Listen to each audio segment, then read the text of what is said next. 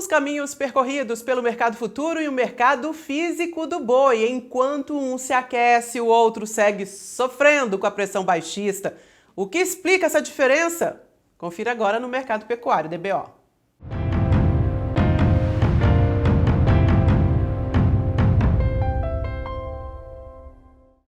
Com as indústrias pressionando as cotações do boi e os pecuaristas resistindo como podem, ficando de fora dos negócios, a escala média de abates no estado de São Paulo deu uma baita encurtada nos últimos dias. A gente começou o ano aí com escalas com 20 dias de média e agora elas estão com 7, 6 dias, o que significa uma redução de 61%. É a menor escala registrada desde o final de novembro do ano passado, segundo dados do indicador do boi Datagro. Só que esse encurtamento ainda não refletiu no mercado físico do boi, que segue pressionado, né?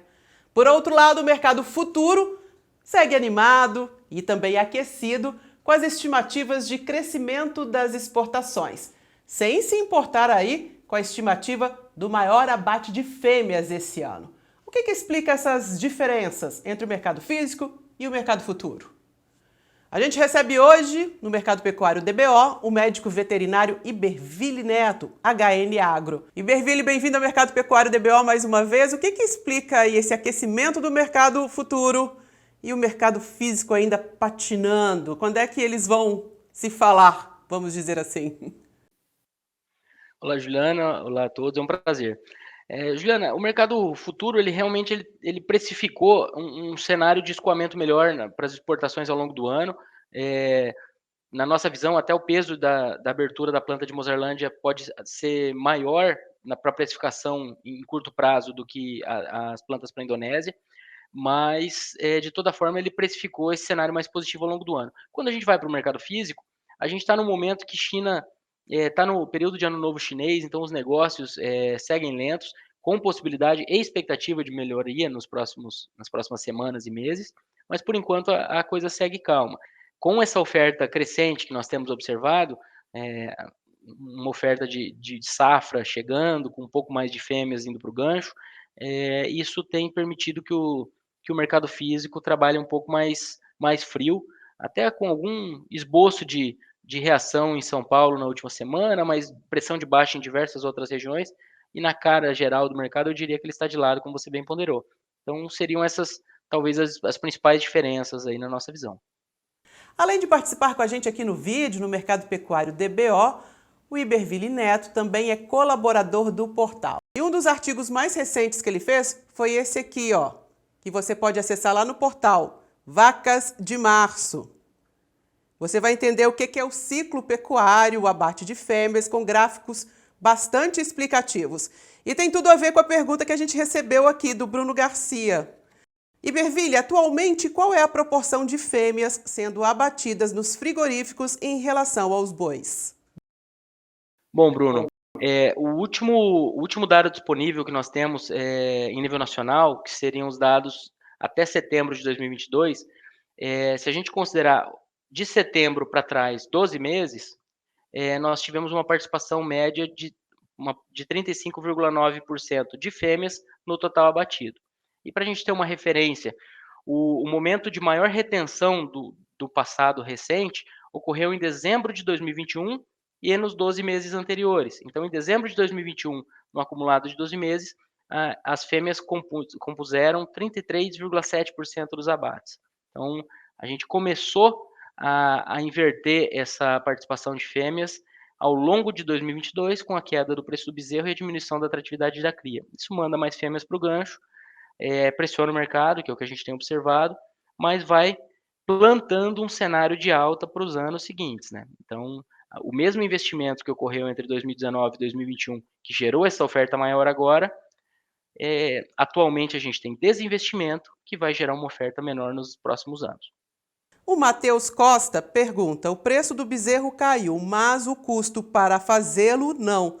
Seria melhor entourar?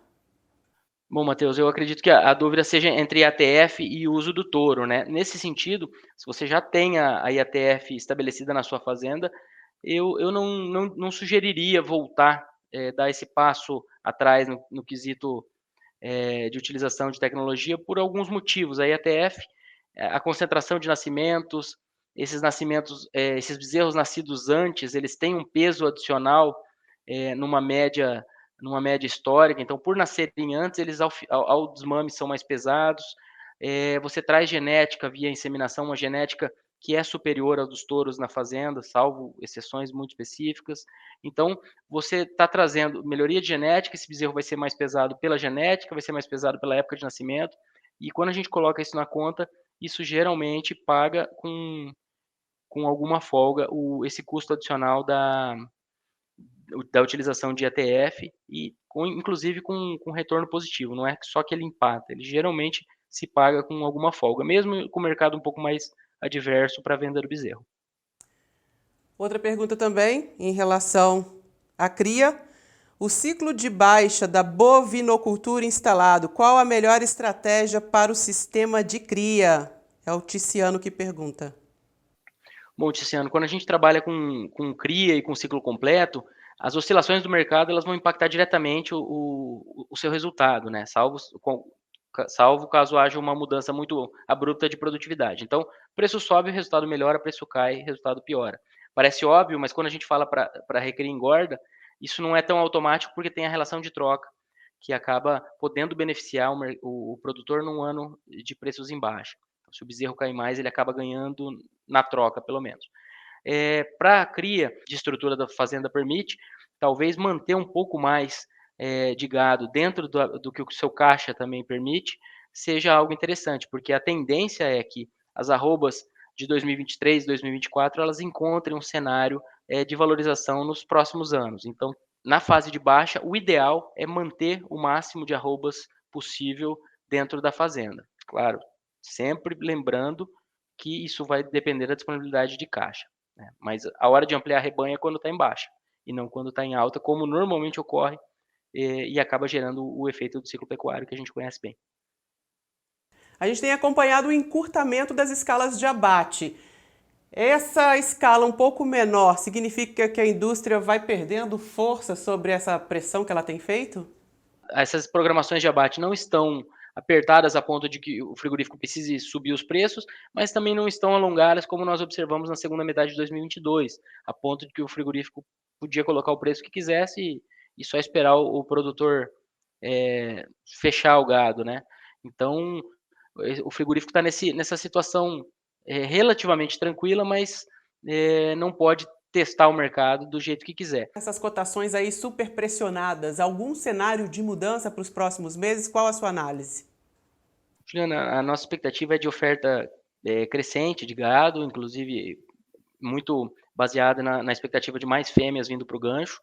Então, a gente tem que acompanhar bem como que a China vai voltar às compras após o período de ano novo chinês. Nós tivemos uma alteração nas expectativas do Departamento de Agricultura dos Estados Unidos para a importação chinesa de carne bovina em 2023. Eles aumentaram em 700 mil toneladas a importação total da China, do que eles esperavam no relatório de outubro para o relatório de janeiro. Então, isso é uma bela de uma melhoria de projeção.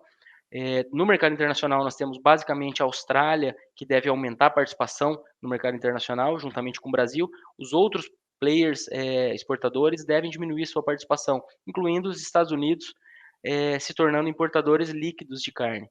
Então, eles exportam e importam bastante carne, mas em 2023 a expectativa é que eles importem mais do que exportem. Então, isso deve beneficiar o Brasil no cenário internacional.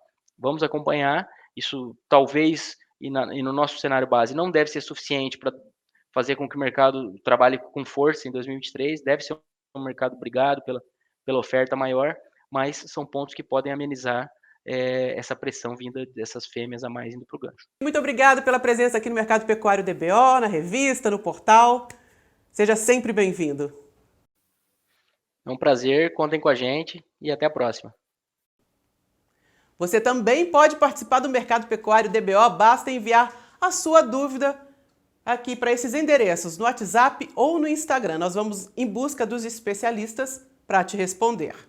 Mais notícias da pecuária, mercado, sanidade, manejo, atualizadas diariamente, você encontra no nosso portal DBO. Muito obrigado pela companhia, a gente se encontra na semana que vem. Tchau!